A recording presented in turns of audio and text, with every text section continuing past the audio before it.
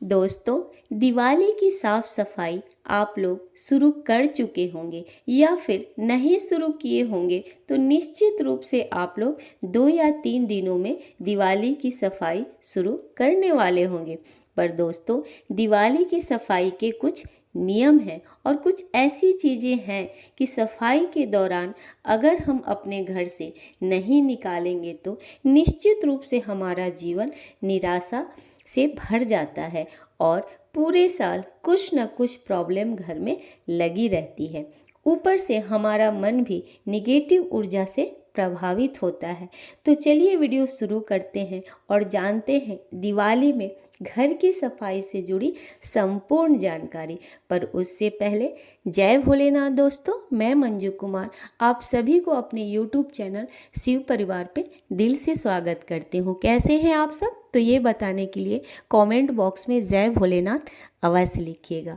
और अगर आप हमारे चैनल पे नए आए हैं तो चैनल को सब्सक्राइब कर दीजिएगा, बेल आइकन को प्रेस कर दीजिएगा ताकि मेरी नई वीडियो की नोटिफिकेशन सबसे पहले आप तक पहुंचे।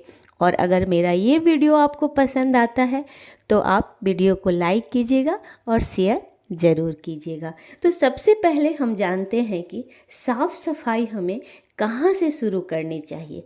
तो दोस्तों, घर की सफाई की शुरुआत हमें अगिन कोण से करनी चाहिए। प्रायः यहाँ सभी लोग रसोई घर बनाते हैं।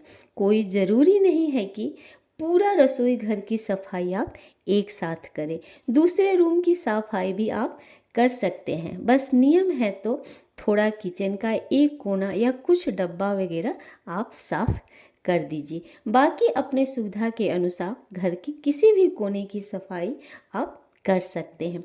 सफाई के दौरान सबसे पहले घर से कबाड़ निकाल दें। कबाड़ में वो सामान आता है जो टूटी है या आपके काम की नहीं है पर आप संभाल कर रखी हैं। ये सबसे पहले दिवाली की सफाई में घर से हटा देना चाहिए। दूसरा है, घर की सफाई के साथ साथ आप अपने घर की छत को भी साफ करें। ऐसा ना करें कि घर के अंदर की पूरी टूटी फूटी सामान आप घर के छत पर ले जाके रख दें। ऐसा आप भूल कर भी नहीं करें। आप शायद जानते होंगे कि घर का छत गंदा होना यानी राहु बिगड़ना और शनि का महादशा बिना समय का लग जाना, और ऐसा होने से हमारे डिसीजन पावर कम हो जाते हैं, सही बात हम सोच नहीं पाते हैं। तो कबाड़ी हटाएं तो पूरे घर और छत से हटाएं और अच्छे से छत की धुलाई पुछाई करें। दिवाली में किचन साफ करने के समय आप टूटे बर्तन को भी घर से निकाल दें। टूटा बर्तन में खाना खाना और बनाना हमारे शास्त्र में निषेध बताया गया है। साथ में फटा वस्त्र पहनना और टूटे हुए दर्पण यानी ऐना में मुंह देखना तो हमारे पूर्वजों ने बिल्कुल मना किया है।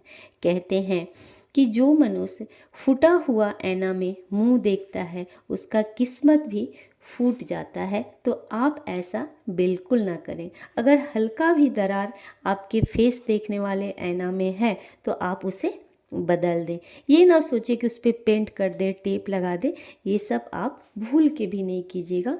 आप ऐना को बिल्कुल ही बदल दीजिए। आगे अगर घर में कोई घड़ी बंद पड़ी है तो उसे चालू करवा लें या ख़राब है तो उसे घर से बाहर फेंक दें, क्योंकि घड़ी जो है वो आपके अच्छे समय का प्रतीक है।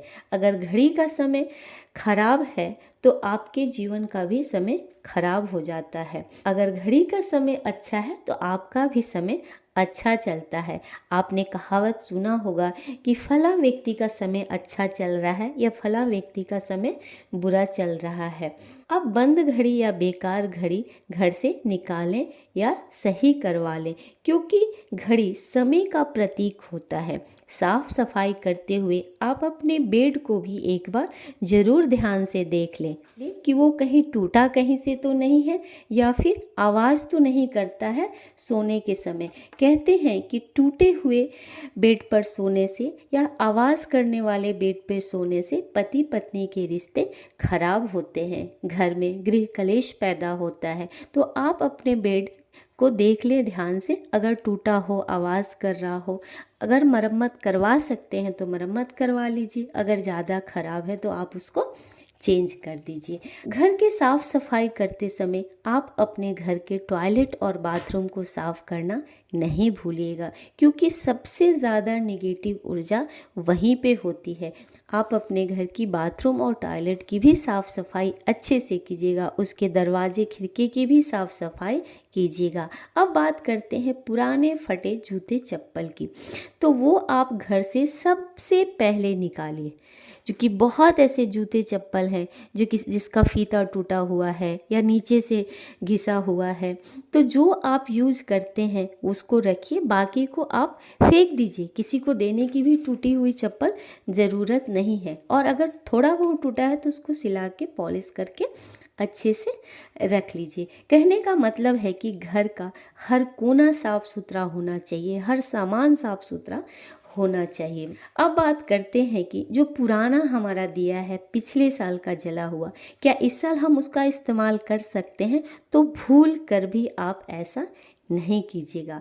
हर साल हम नया दिया लाके दिवाली में जलाते हैं। नए दिया से ही हम माँ लक्ष्मी और गणेश जी की पूजा करते हैं। कहने का मतलब है कि दिवाली का पूजा करते हैं। हमारे धर्म में कहा गया है कि पहले से जो हमारे पास धन है वो हमारे पास रहे और दूसरा नया धन भी हमारे पास आए, इसलिए हमें नया दिया ही इस्तेमाल करना चाहिए।